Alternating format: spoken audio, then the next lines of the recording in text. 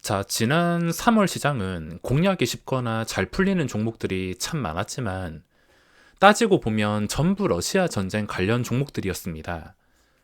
지금 우리나라 주식시장에서 멀쩡히 실적 잘 내는 회사들과 초대형주들은 아무런 힘을 쓰지 못하는 시장이며 이슈나 기대감만으로만 주가가 몇 배씩 오르는 종목들만 넘치고 있습니다. 이슈가 있었던 종목들이 잠잠해지다 보니까 그 분위기에 맞춰서인지 4월 시장 분위기가 다시 하락으로 접어들고 있습니다.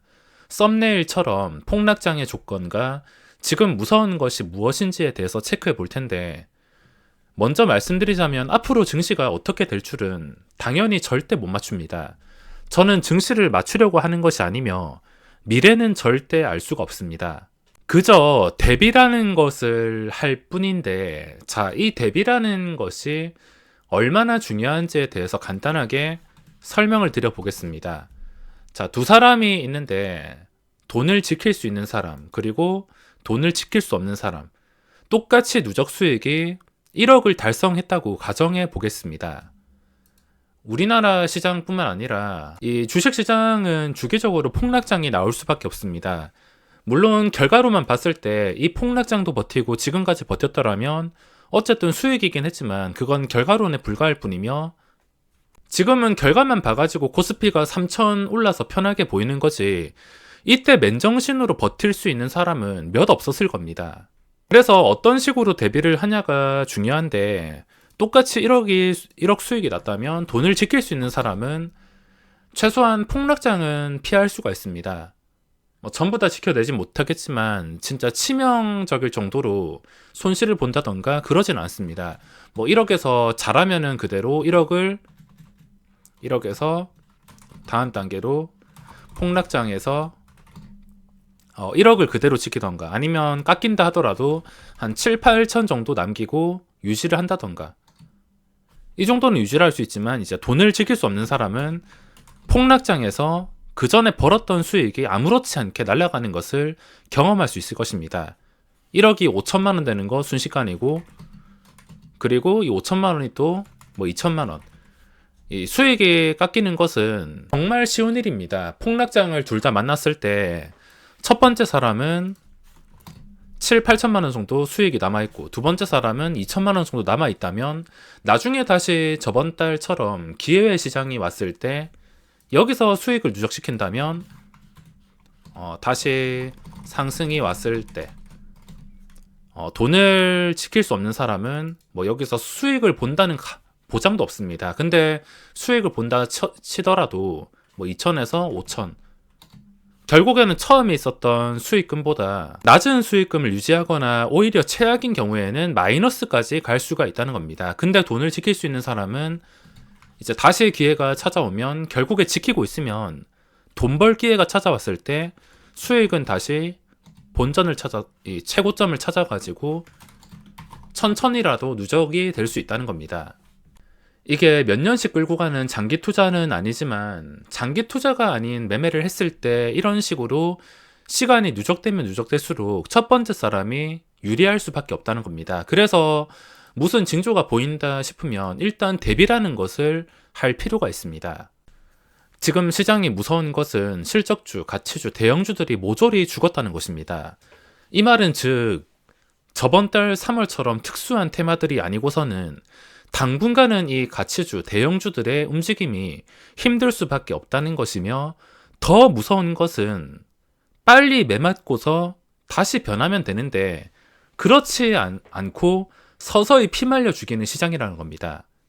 폭락의 조건은 이거 두 개면 충분한데, 지금 흔히 시장에 알려진 금리 인상 같은 악재들은 하락에 덧붙이는 표현일 뿐이지 아주 근본적인 움직임부터 알고 여러 가지 키들이 조합이 되어서 그 키들이 어떻게 되냐에 따라서 생각을 해볼 수가 있는데, 지금 여러 가지 키들을 조합해 본다 하더라도 상황이 당연히 좋진 않습니다.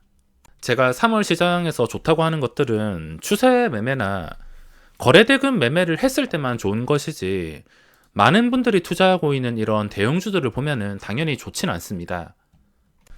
자, 이렇다고 증시를 맞출 수 있는 건 아닌데, 그렇게 자신 있으면 곧버스 몰빵 하던가, 여기 고버스 몰빵하던가 아니면 풋옵션 몰빵하던가 이렇게 생각을 하실 수 있지만 만기를 맞춰서 언제라도 증시를 갑자기 로켓 발사로 올릴 수도 있고 오늘 밤에 당장 나스닥이 3% 이상 급등이 나온다 하더라도 전혀 이상한 변동성이 아니기에 저는 지수의 방향을 맞추는 상품에 절대 함부로 투자를 할 수 없을 것 같습니다. 그리고 지금 시장에서 가장 무서운 것은 서서히 피말려 죽이면서 조금씩 빼는 것인데 현재 삼성전자가 그렇습니다. 황금선 아래에 있는 시간이 누적되면 누적될수록 순식간에 장대 음봉이 나올 확률이 높을 수밖에 없습니다. 이것도 많이 빠져 보이는데 이게 누적되면 누적될수록 나중에 터져가지고 양봉이 크게 나온다는 겁니다. 하락하는 종목들이 되게 그렇고 또 급등주를 보더라도 되게 그렇습니다. 거래대금을 몰아서 이렇게 끝까지 상승하는 종목들은 이게 맞나 싶을 정도로 상승했는데도 추가 상승이 이런 식으로 나올 때가 많습니다. 고점을 함부로 예측할 수도 없고 저점을 함부로 예측할 수도 없습니다. 지금 무서운 것은 이렇게 서서히 피말리듯이 빼는 거. 최근에 당장 생각나는 게 유나이티드 제약이라는 종목이 있는데 이것도 갑자기 한가 가는 날 전에 보시면 황금선이 모든 것을 말해주고 있습니다. 이 황금선이 아주 기본적인 것이라서 무시하실 수도 있는데 저는 오직 이걸로만 위험을 다 피해 왔으며 앞으로도 황금선 가지고만 위험을 피할 것입니다. 이게 다 징조라고 보시면 되는데 유나이티드 제약 같은 경우에도 눈대중으로 보더라도 종가 기준으로 황금선 아래에 있는 캔들이 훨씬 더 많습니다. 이때는 잠깐 올라가긴 했지만 유지가 되지 않습니다. 제가 그래서 맨날 유지 말씀을 드린 것이며 지금 만약에 증시가 황금선 깨서 이제부터 다시 올라오는 시간이 점점 적어진다면 당연히 자연스럽게 폭락이 나올 수밖에 없습니다. 조금 더 지켜봐야 알겠지만 여기서 한 방에 반등시켜서 또 5일선을 찾아준다면 어지러운 변동성으로 인해서 올라갈 가능성이 다시 생긴다곤 하지만 만약에 이런 식으로도 상승이 나오지 않고 올라가는 척 하다가 윗꼬리 달고 유나이티드 제약 차트처럼 올라가는 척 하다가 윗꼬리 달고 또 올라가다가 윗꼬리 달고 하루 이틀 유지도 못해주고 내려오고 이게 반복이 되면 결국에 음봉이 나온다는 것입니다. 저도 하락을 원하지 않지만 증시가 추세가 바뀌기 위해서는 정말 오랜 시간이 필요하거나 차라리 매를 빨리 맞는 것도 방법이라 볼 수 있습니다. 장기적으로 봤을 때 나쁘지 않은 방법이라 보고 있는데 계속 올라가는 종목이 다시 하락 추세로 전환되기 위해서는 고점에서 아주 강력한 상승으로 변동성이 나와줘야 되며 계속 내려가는 종목들은 다시 상승 추세로 전환되기 위해서 반대로 생각했을 때 이 하락에서 차라리 더 시원하게 하락한 다음에 변동성이 나온 다음에 지난 대폭락장처럼 추세가 뒤바뀔 가능성이 생길 것입니다. 지난번에도 계속 말씀을 드렸는데 지금 당장에는 답이 없으며 이건 최근에 이 회복했던 황금선 이때만 보더라도 제가 지수만 보고 대형주에 투자하면 답이 없다 말씀드리고 오직 지금은 추세와 거래대금 매매가 답이라고 여러 번 설명을 드렸습니다. 미래는 알 수 없지만 항상 최악의 상황에 대해서 생각하고 대비를 해야 그 전에 수익금을 확실하게 지키거나 더 이상 추가 손실을 막을 수가 있으며 지킬 수 있어야지 나중에 다시 기회의 장이 열렸을 때 계좌를 끌어올릴 수가 있을 것입니다. 자, 오늘 시장에서 제가 한 게 크게 4가지가 있는데 첫 번째는 한신기계를 오버나잇해서 오늘 초반에 수익을 실현했습니다. 수익을 실현하자마자 주가가 빠지길래 눌림에서 잡았다가 손절을 거의 저점 근처에서 해버렸습니다. 손절하자마자 수직으로 올라섰는데 이때 좀 아쉬웠긴 했지만 오버나잇을 했을 때 생각보다 갭상승이 높게 나와서 여기서 수익을 챙길 수가 있었습니다. 자, 제가 원칙이 있는데 이런 식으로 올라가는 이런 각도로 많이 올라온 종목들은 손대지 않는 것인데 딱 한 가지 예외가 있습니다. 바로 광기가 보일 것 같은 날을 활용하기. 그 광기가 보일 것 같은 날은 이게 맞나 싶을 정도로 올랐는데도 그 뒤에 장 초반에 20% 이상 아무렇지 않게 변동성이 나오는 날, 이때까지 급등주들이 다 이런 결과가 나온 다음에 추세가 바뀌기 시작했는데 또 이날 아니면은 무식한 각도로 올리는 종목들은 별 관심은 없습니다. 근데 한신기가가 시간의 거래까지 오르면서 거래 대금도 충분하고 그런 조건들이 갖춰져 있는 것 같아가지고 접근을 했습니다. 조금만 더 버텼으면 그래도 재진입을 했을 때 이것까지 먹었을 텐데 이걸 버티지 못해서 손절을 한 게 아쉽지만, 관계가 있는 종목들은 마지막 피날레가 나올 때 순식간에 치고 올라가는, 또 평소와 다른 그런 속도로 올리는 경우가 있어서 그 경우를 기다렸는데 그 경우가 아니라서 그 뒤에 손을 대지 못했습니다. 만약에 이 세 번째 3분봉으로 봤을 때 세 번째 캔들에서 양봉 뒤에 바로 음봉이 뜨는 게 아니라 더 올라갔다면 저는 올라가는 과정에서도 초단타로 매매를 했을 것 같습니다. 일동제약도 그렇고 마지막 피날레가 아직 나오지 않고 있는데, 마지막 피날레 징조는 그 전날에 갑자기 주가가 급하게 움직이거나, 한신기계가 어제 급하게 움직였습니다. 장중에 아무렇지도 않게 이게 수직으로 올라갔는데, 이렇게 주가가 아무렇지 않게 쉽게 올라간다는 것은 그 다음날까지 피날레가 나올 수 있는 징조가 될 수 있는데 아쉽게 나오지 않았습니다. 이런 징조나 아니면 거래대금, 시간의 거래에서 상승, 이 징조들이 아니라면은 초반에 전일 대비 거래량이 얼마나 빠르게 올라가냐, 이거를 보면서 추측을 할 수가 있습니다. 근데 아직까지 일동제약이나 한신기계가 그런 상황이 나오지 않았습니다. 그리고 두 번째가 스윙 종목을 손절하냐 버티냐를 결정하는 날이었는데, 아무래도 지수 상태가 좋지 않아지면서 어제 고민을 많이 했습니다. 원래 추가 매수할 계획이었는데 시장 때문에 추가 매수를 하지 않고 그냥 가지고 있는 물량이라도 손절을 할까 말까 고민을 했는데, 저는 스윙할 때 갑자기 안 좋게 음봉이 나온다 하더라도 이거를 단기간에 어떤 식으로 풀어나가냐까지 보고서 판단을 합니다.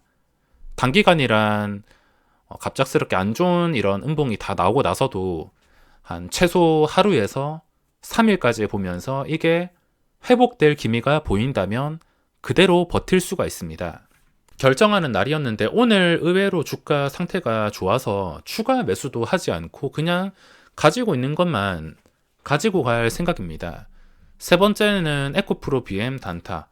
이건 생각보다 많이 치진 못했는데, 자, 에코프로 BM은 제가 가끔씩 설명드리는 상황이 그대로 나왔습니다.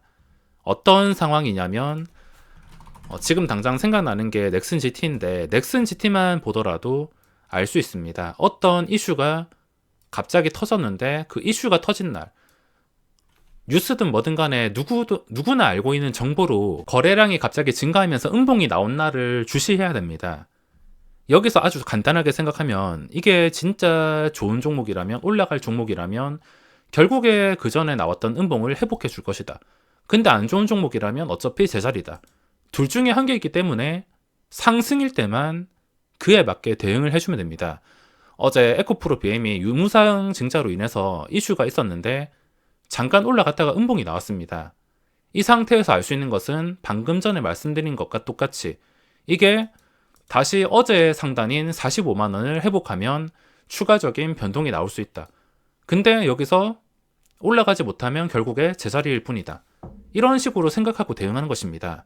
앞으로 이렇게 나오는 종목들도 다 마찬가지입니다. 뉴스로 인해서, 누구나 아는 정보로 인해서 갭상승에 따라 붙지 말고 차라리 그 누구나 아는 날에는 음봉이 나오기를 기다리는 게 현명할 수가 있습니다. 근데 이 에코프로 BM이란 종목이 코스닥 종목이라서 한 호가당 가격이 100원씩 움직이는데, 제가 익숙한 가격도 아니고 매수하면은 13개 호가가 올라야 수익권에 들어갑니다. 제가 좀 익숙한 것도 아니고 또 시가총액이 그렇게 가벼운 것도 아니라서 짧게 대응하고 나왔습니다. 만약에 좀 무게감이 이렇게 또 익숙했다면 큰 양봉까지도 충분히 버텼을 것 같습니다. 그리고 네 번째가 아셈스라는 종목을 찔렀다가 손절. 이것도 중간중간에 올라가길래 차트가 여기까지는 굉장히 예쁘길래 찔러 넣었는데 그대로 물려서 손절을 했습니다. 신규주 중에 한 개로서 지금 차트가 심상치가 않습니다. 최고가가 2만원인데 지금 차트상으로 봤을 때 눈대중으로 이 가격을 회복해서 유지가 되고 있습니다. 이거 자체가 심상치 않고 20% 이상 한 25%만 상승이 나오면은 신고가를 뚫어주는 그림인데 일단 오늘은 실패했지만 신규주 중에서 추세가 살아나는 것 같아서 분류를 했습니다. 자, 오늘 영상은 여기까지만 하고 마무리할 텐데 앞으로 하락을 원하지 않지만 항상 최악의 상황까지 생각하고 잘 대비하시기 바랍니다.